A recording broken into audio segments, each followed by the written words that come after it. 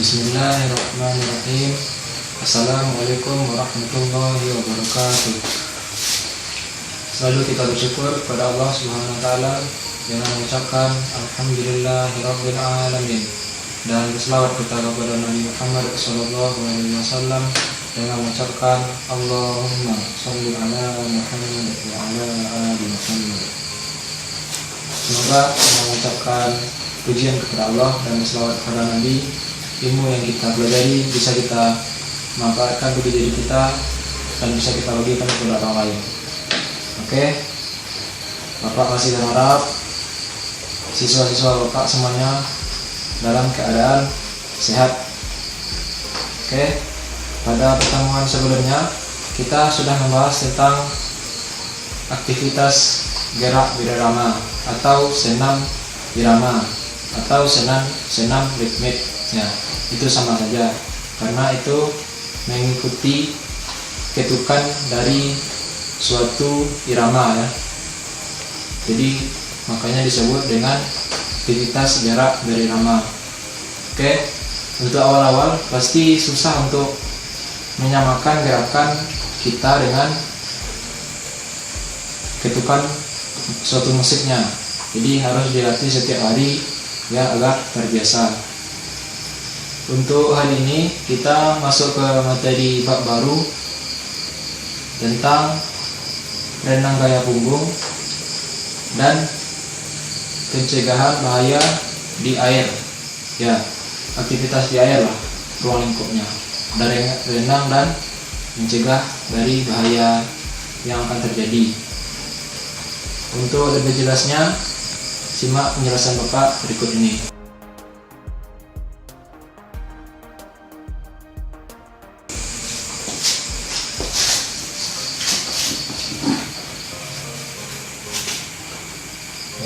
Renang gaya punggung dan dasar-dasar penyelamatan diri di air ya. Maksudnya itu tadi. Pertama, gerak dasar renang gaya punggung. Ini pertama poin 1, gerakan meluncur. Gerakan meluncur ini fungsinya untuk mendorong ke depan dan melatih mengapung. Ya, ini dasar sekali, awal sekali kita melakukan gerak dasar renang ini, meluncur. Kita bisa melakukannya di dinding. Ya, contoh meluncur ini dinding, ini permukaan air. Ya, kita seperti jongkok di sini. Jongkok dengan kedua kaki, ini tubuh kita, tangan memegang dinding ya. Ini tangan, ini kedua kaki seperti menjongkok ya, kita menjongkok, kemudian meluncur ke belakang. Setelah ini dinding ya, ini dinding air, kita pegangan, kemudian dengan dorongan kaki kita meluncur ke belakang. Setelah meluncur ke belakang, kita meluruskan tubuh ya, badan, tangan, kaki lurus, meluruskan tubuh, dan gunanya untuk mengapung ya.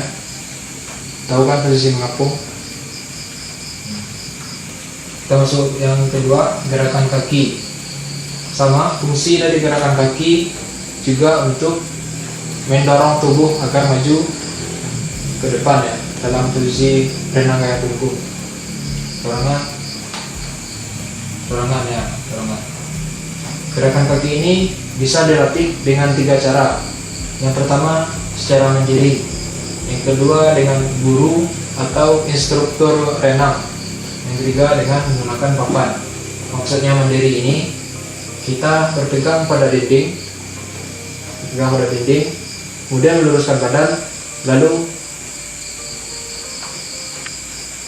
kakinya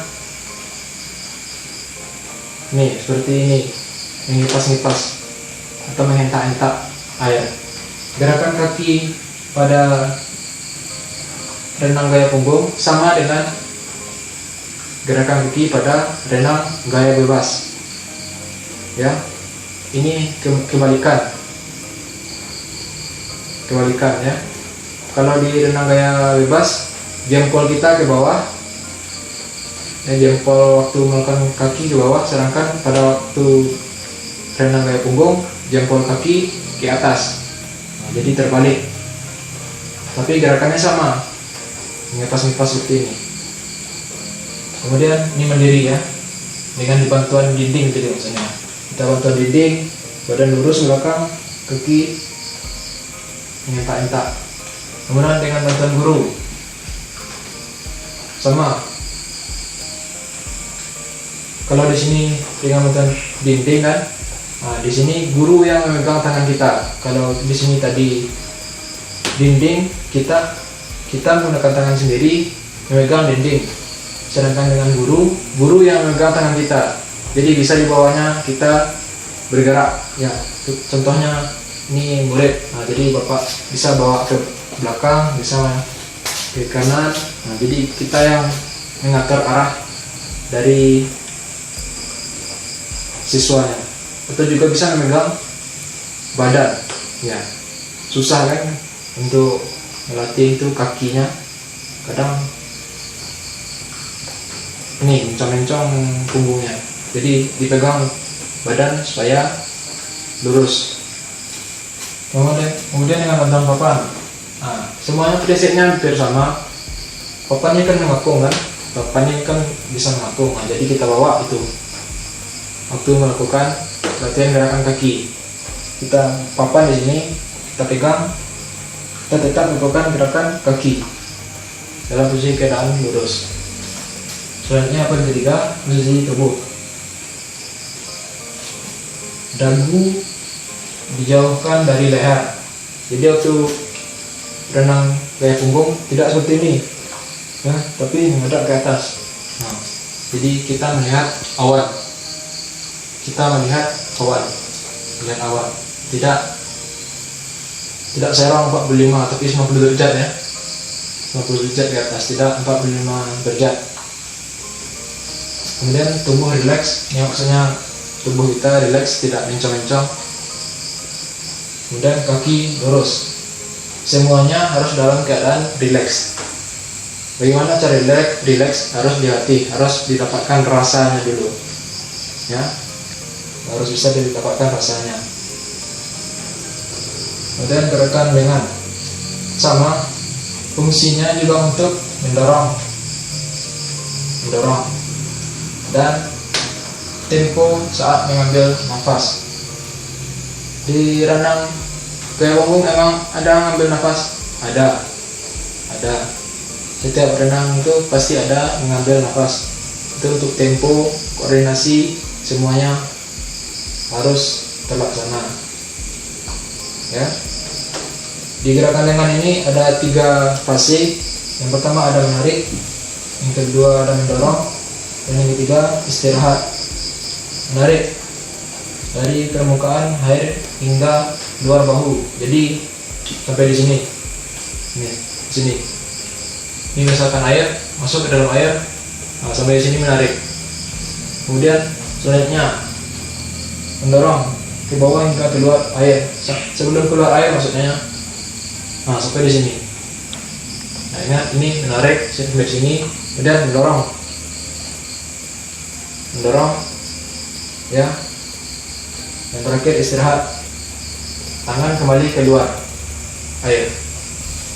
Kemudian masih menarik lagi, mendorong lagi, istirahat, menarik, mendorong, istirahat.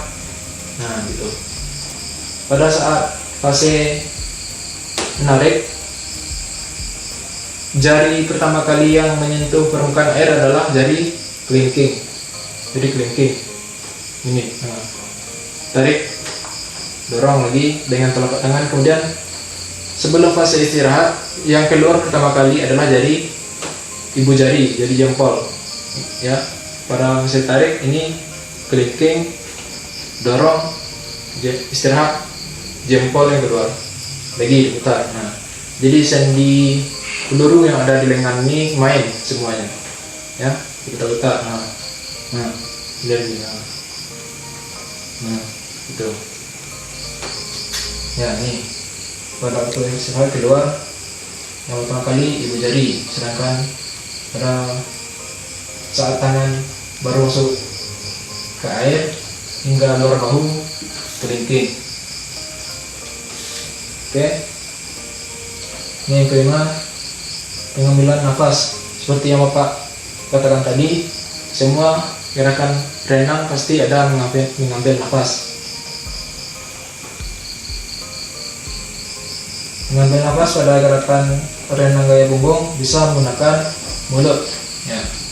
Kenapa menggunakan mulut? Kenapa? Karena pada saat renang gaya punggung, cipratan air itu bisa masuk ke hidung atau kepala kita terlalu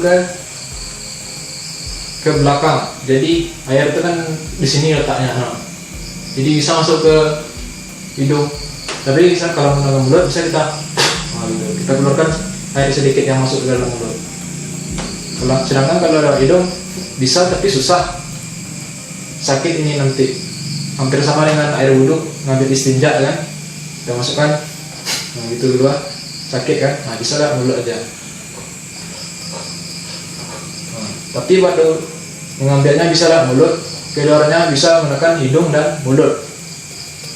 Kenapa tidak bisa mengambil nafas dengan hidung? Nanti airnya masuk ke dalam, ya, dan susah lagi dikeluarkan. Jadi mengambil nafas menggunakan mulut, mengeluarkannya bisa menggunakan mulut juga, bisa menggunakan hidung. Nah, yang tidak boleh itu menghirup udara melalui hidung. Nah, itu. Kapan dilaksanakan mengambil nafas ini? Pada saat fase istirahat. Ya. Ini tarik tadi, tarik, dorong, istirahat. Nah, tekan, kemudian menggunakan dua tangan. Contohnya, tangan satu, tarik, dorong, istirahat. Nah, yang tangan ini kan juga ikut, kan? Nah gini, gerakannya kan gini. Nah di sini istirahat, kita ambil nafas, buang.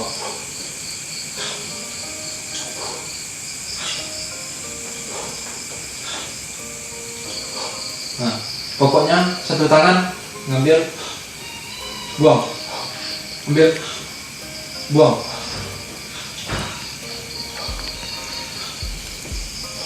Nah gitu. Satu tangan ambil, buang. Nah, jadi setiap istirahat itu teratur pernafasannya. Itu yang Bapak katakan sebagai tempo tadi, tempo. Jika kacau pernafasan, semua gerakan juga bisa kacau. Ya, ini pernafasan ini sangat penting. Kalau tidak cukup udara di tubuh kita, tidak bisa bekerja otaknya. Otak juga membutuhkan oksigen. Otak juga membutuhkan oksigen. Jadi nanti tidak bisa koordinasi antara otak dan otak. Ya, susah koordinasi otak dan otak tanpa oksigen. Yang keenam, kombinasi gerakan renang gaya punggung. Nah, ini kombinasi sudah melakukan semua gerakan. Sebelum menguasai kombinasi, kita harus menguasai satu-satu gerak dasar, satu-satu. Mulai dari meluncur, kuasai dulu. Kemudian gerakan kaki, kuasai dulu. Posisi tubuh, kuasai dulu. Gerakan lengan, kuasai dulu. Mengambil nafas, kuasai dulu. Baru dari kelima ini menjadi gerakan koordinasi yang baik dan benar. Oke, cukup sekian tentang gerak dasar. Nanti ada video tentang gerak dasar renang gaya punggung ini, tapi tidak Bapak yang mempraktekkan, ya. Bapak mengambil video juga dari orang lain tapi pelaksanaannya mengacu pada yang kita pelajari ini. Karena situasinya sedang COVID-19, jadi tidak memungkinkan Bapak pergi ke kolam renang. Ya, nanti bisa terjadi penularan, bertambah orang yang positif COVID. Jadi bisa menimbulkan hal yang tidak kita inginkan.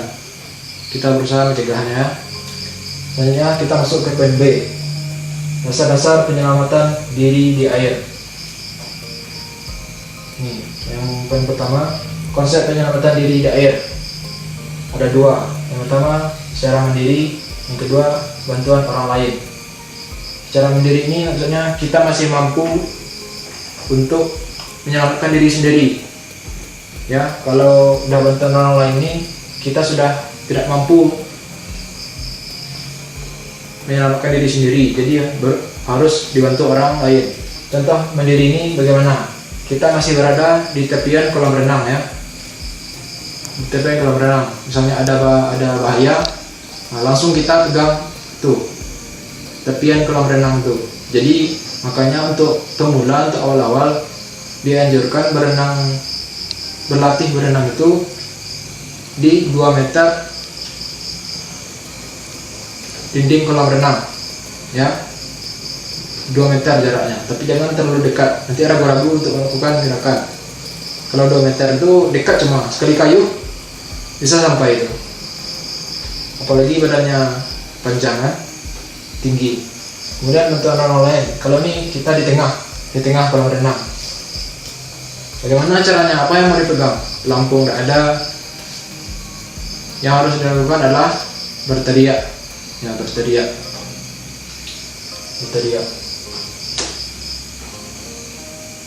Kemudian bahaya terjadi karena nih, yang pertama, kram. Ya, kram, tahu kram kan? Misalnya gini, sudah capek sekali, tapi masih dipaksakan, jadi tegang ototnya tuh, ya, kram jadinya. Jadi tidak bisa menggerakkan lagi, tegang, tidak bisa menggerakkan lagi, selalu berkontraksi, tidak bisa direlaksasi otot lagi, tidak bisa dilunakkan lagi, terus keras dia, itu namanya kram. Kemudian kesadaran menurun, hampir pingsan. Ini karena apa? Menurun kesadaran itu karena pada saat berenang nafasnya tidak teratur, pengambilan nafasnya tidak teratur. Kemudian selanjutnya terpeleset. Ini bisa dari atas kolam renang atau dari lantai kolam renang. Misalnya kolam renang itu kan tidak selalu datar. Biasanya kalau di pemandian tuh di tempat rekreasi, ini di sini datar, di sini dalam lagi, kemudian baru datar lagi, gini. Nah ini seperti huruf Z ya. Nah, jadi di antara yang dalam ke yang datar tuh hati-hati, kan bisa terpeleset tuh. Nah, apalagi di tengah kan, itu yang mengakibatkan bahaya. Soalnya nih ya, kalau tidak bisa berenang tentu masuk saja itu sudah ada risiko bahayanya kan. Nah, makanya harus dipelajari berenang, terutama gaya punggung yang kita bahas. Kemudian untuk menghindari bahaya, kita juga bisa melatih ini, mengapung.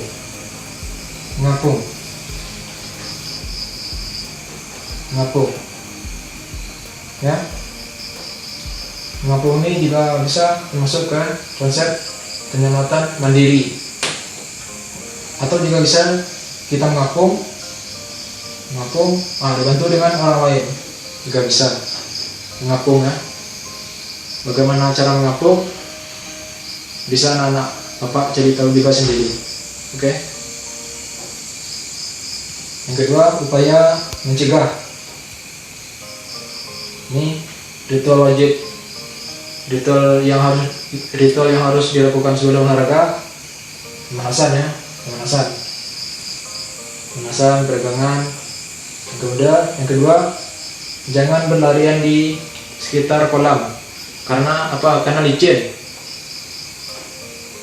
Ya, kita lari, kita pleset, bahaya, bisa masuk ke kolam, lumayan lah. Ini di luar,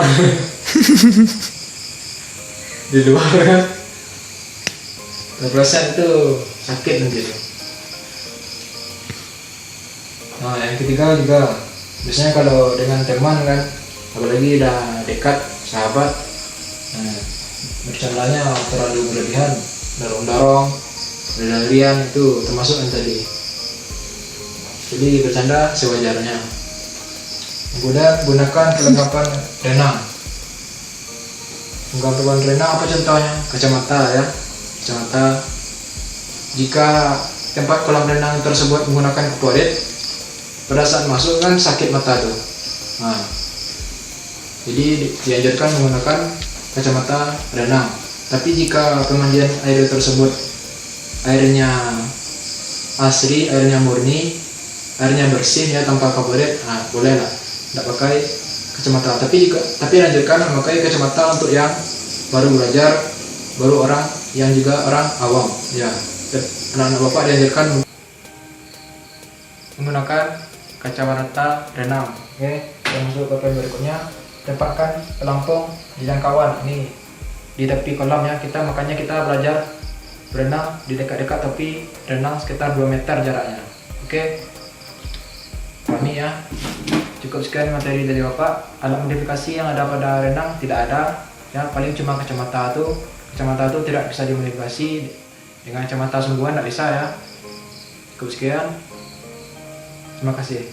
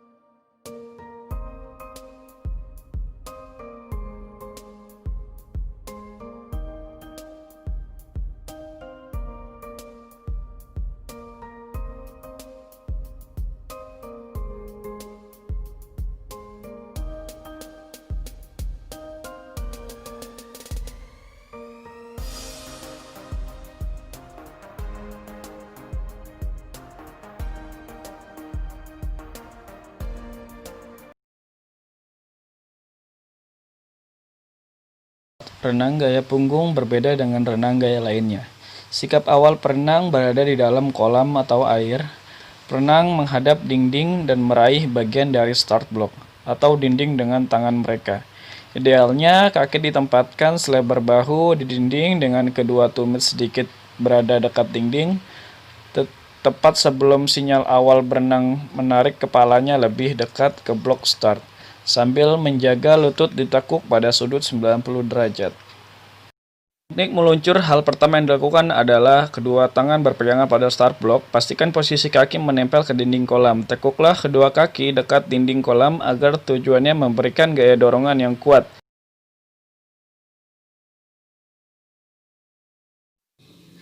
Teknik lengan. Teknik lengan gaya punggung dibagi menjadi 3 fase. Fase pertama adalah fase istirahat. Gerakan ini dimulai dari gerakan tangan menuju permukaan air dengan ibu jari keluar terlebih dahulu. Lalu tangan berada di atas bahu dengan posisi tegak dengan bahu, kemudian tangan diputar keluar dan masuk permukaan air dengan diawali oleh jari kelingking. Proses ini harus dilakukan dalam keadaan rileks dan bersama dengan lengan yang menarik dan mendorong. Fase kedua adalah fase menarik. Fase ini dimulai ketika telapak tangan masuk ke dalam air berapa inci dan telapak tangan berada sejajar dengan luar bahu. Fase ketiga adalah fase mendorong. Gerakan mendorong dimulai dari akhir tarikan, tangan mendorong ke belakang sekaligus ke bawah dalam gerakan seperempat lingkaran.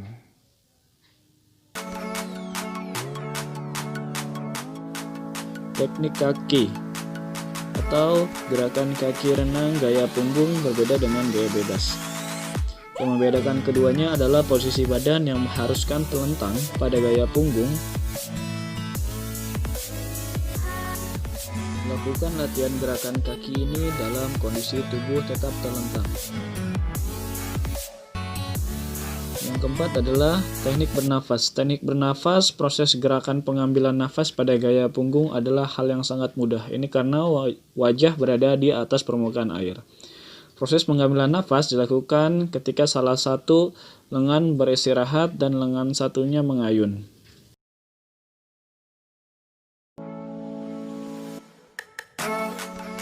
Koordinasi gerakan renang.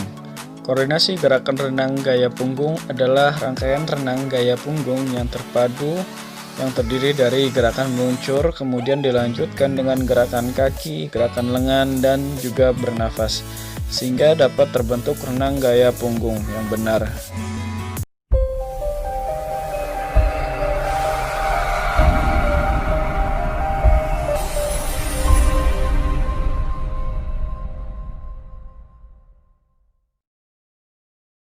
Assalamualaikum warahmatullahi wabarakatuh. Ketemu lagi dengan saya, Kak Ridwan. Insya Allah akan menjelaskan bagaimana belajar gaya punggung. Jadi akan mengajarkan bagaimana belajar teknik dasarnya gaya punggung. Mulai dari statis dan dinamis, kemudian mulai dari yang mudah ke yang sukar. Terima kasih. Oke, mulai dari statis. Teman-teman bisa coba dengan duduk di pinggir kolam, di atas pinggir kolam, kemudian menggerakkan kakinya. Kuncinya tenaganya dari paha, gerakannya atas bawah, lecutan ke atas lebih kuat, dan tidak boleh terlalu di bawah permukaan air, kemudian tidak boleh terlalu di atas permukaan. Jadi harus pas di permukaan air, tidak terlalu melebar juga karena ada hambatan dari samping. Jadi gerakannya seperti ini, dicontohkan ini seperti kaki, gerakannya atas bawah, lecutan ke atas lebih kuat. Oke, bedanya kalau gaya bebas ke bawah lebih kuat lecutannya, kalau gaya punggung lebih kuat ke atas lecutannya. Jadi lututnya itu lurus, sedikit menekuk, gak apa-apa kalau untuk dasar. Oke, seperti itu. Ini contohnya teman-teman.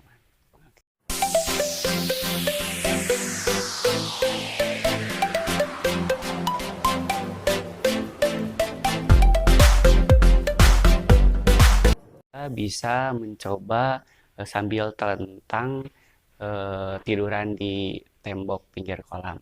Oke, posisi tubuhnya tetap lurus, pandangannya ke atas, kakinya tetap kuat ya, karena kalau lambat nanti si tubuh makin lama makin ke bawah karena kakinya akan lebih lama lebih ke bawah, seperti itu.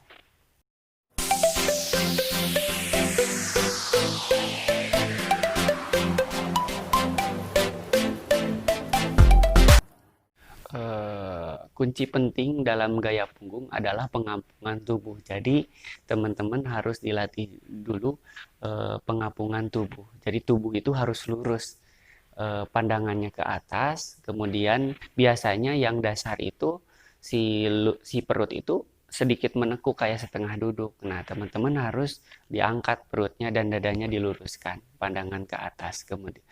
Kemudian coba dengan maju setelah tiduran di pinggir di atas pinggir kolam, di tembok pinggir kolam. Teman-teman boleh dicoba kedua tangan di samping seperti ini.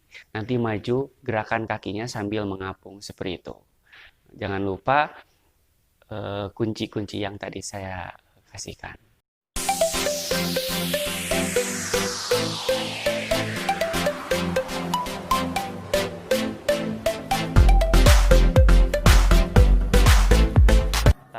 kedua tangan disimpan di samping paha, teman-teman coba simpan kedua tangannya di atas kepala, jepit telinganya sampai meregang ke atas seperti ini. Kakinya gerakan terus sama seperti tadi, kedua tangan nempel di samping paha.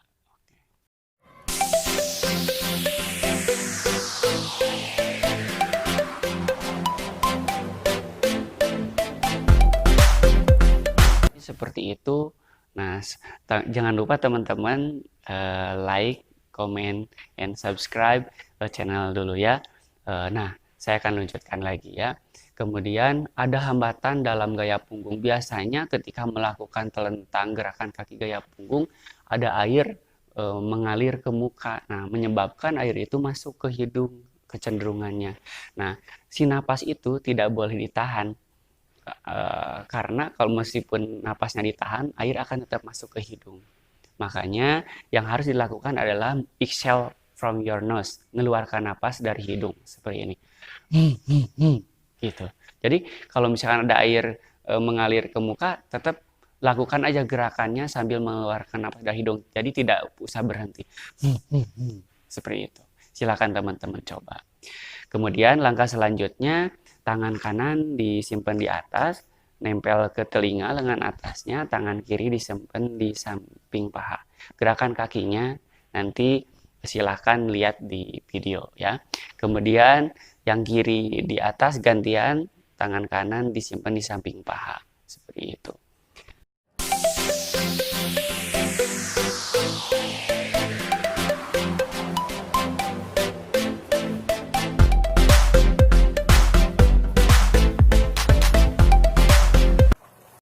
Setelah teman-teman mencoba belajar tubuh mengapung dan gerakan kaki dan posisi tangan disimpan di samping paha, kemudian disimpan di atas kepala, kemudian bergantian ya, seperti tadi kanan dulu, kemudian yang kiri.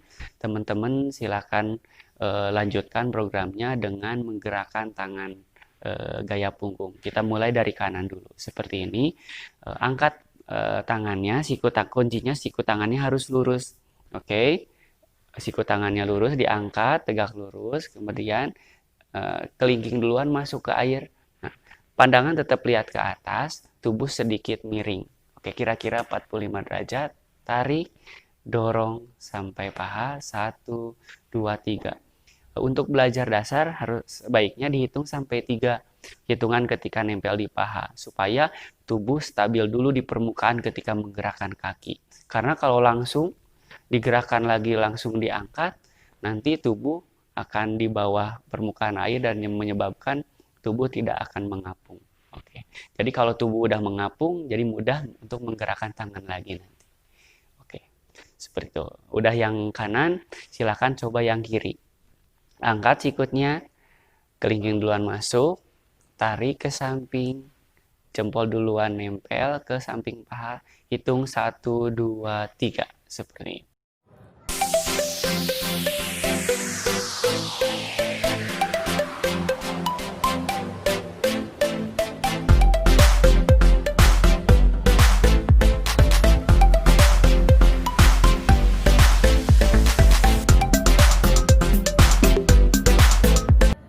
Silakan teman-teman lakukan koordinasi kaki dan tangan ya. Caranya simpen dulu kedua tangannya di samping paha, lakukan gerakan kaki dinamis, kemudian gerakan tangan kanan, tarik samping paha 1, 2, 3, angkat kelingking duluan masuk, tarik, dorong sampai jempolnya nyentuh paha.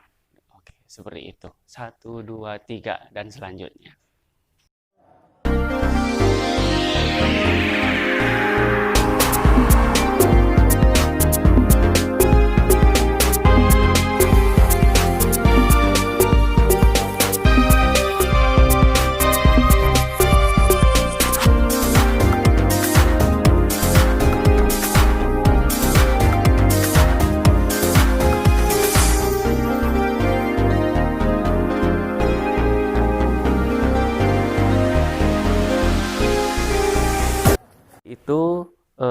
kedua tangan posisi awalnya di atas. Nanti gerakan tarik, dorong, angkat, tempel lagi ke atas. Kemudian tarik, dorong, angkat, tempel sambil menggerakkan kaki ya. Seperti itu.